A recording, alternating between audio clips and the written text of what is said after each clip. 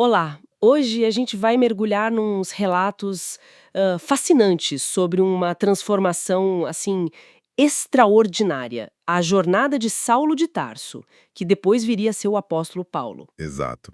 O material que a gente analisou, ele cobre, tipo, desde aquela fase dele como um perseguidor mesmo, implacável dos primeiros cristãos, até a conversão dramática e o papel central, né, na expansão do cristianismo. Uma figura bem complexa. Isso. E a nossa ideia aqui é justamente, sabe, destilar os momentos mais marcantes dessa trajetória, tentar entender essa figura por trás dos escritos que, nossa, influenciaram tanto o Ocidente.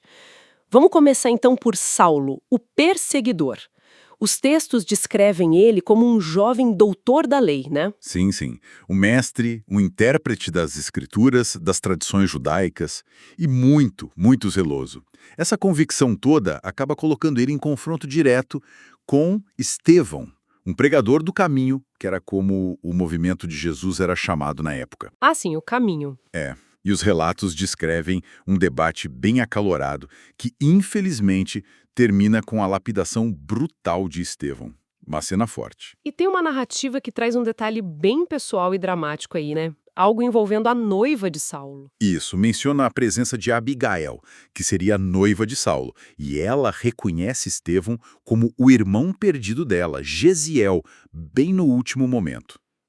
É um elemento que sugere um conflito interno profundo ali em Saulo, sabe? Nossa, imagino. Embora, inicialmente, ele parece que canalize essa perturbação toda em ainda mais fervor contra os seguidores de Jesus, como se eles fossem a causa daquela tragédia pessoal. E essa intensidade toda o leva para a famosa estrada de Damasco. O que os relatos destacam desse ponto de virada? Olha, descrevem Saulo viajando para lá com autoridade oficial mesmo, para aprender mais cristãos.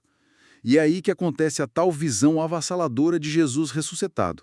Uma luz muito intensa cega ele, ele cai por terra Uau! e o diálogo é marcante, né? Saulo, Saulo, por que me persegues?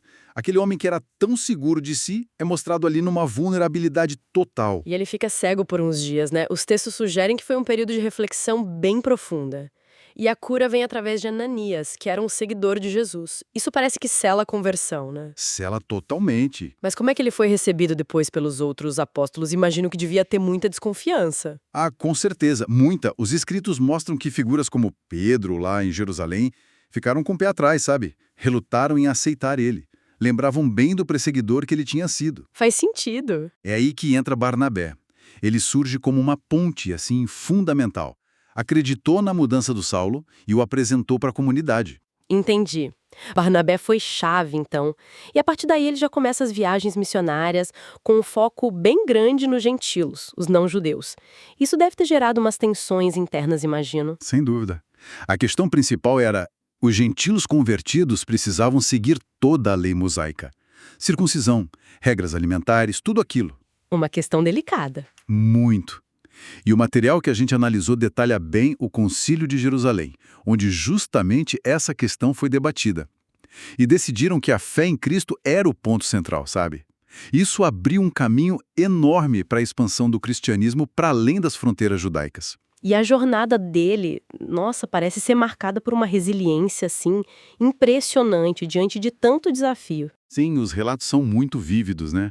Oposição ferrenha, prisões, tem o naufrágio super detalhado, o apedrejamento lá em Listra, onde ele foi dado como morto. Nossa. E mostram também a dinâmica humana, né? Tipo a separação dele e Barnabé depois de uma discordância sobre João Marcos. E é interessante que uma das fontes sugere que a ideia de escrever as cartas, as epístolas, veio como uma orientação em visão através da figura do Estevão, para ampliar o alcance dele. Que curioso isso. E o fim da linha, para ele, acaba sendo Roma. Ele chega a Roma, mas como prisioneiro. Ele apelou a César, que era um direito dele como cidadão romano, durante o julgamento lá na Judéia. E mesmo em prisão domiciliar, os textos indicam que ele continuou superativo, pregando e escrevendo. E isso tudo num momento bem sombrio, né? Com o grande incêndio de Roma e a perseguição do Nero. Exatamente. Mas narrativos colocam nesse contexto, né? Nero usou os cristãos como bodes expiatórios e Paulo, sendo uma figura proeminente, claro, virou um alvo. Os relatos descrevem ele mantendo a fé, encorajando os outros até o fim, que culminou no martírio dele durante essa perseguição. Uau! Que trajetória! De um defensor ferrenho da tradição judaica a ponto de perseguir para um dos maiores propagadores da fé cristã. Enfrentando sofrimentos assim extremos, com uma convicção que parece inabalável depois da conversão. É uma história muito poderosa, né?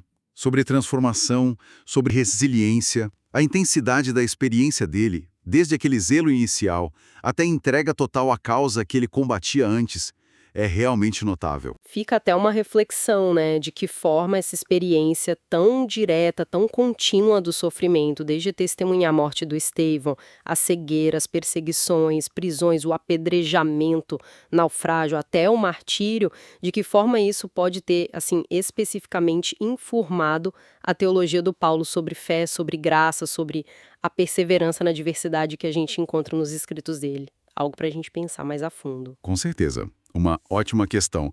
E olha, se essa análise aqui trouxe algo de valor ou foi interessante para quem está ouvindo, compartilhe este vídeo. Ajuda a gente a levar essas narrativas para mais pessoas. Isso mesmo. Até a próxima!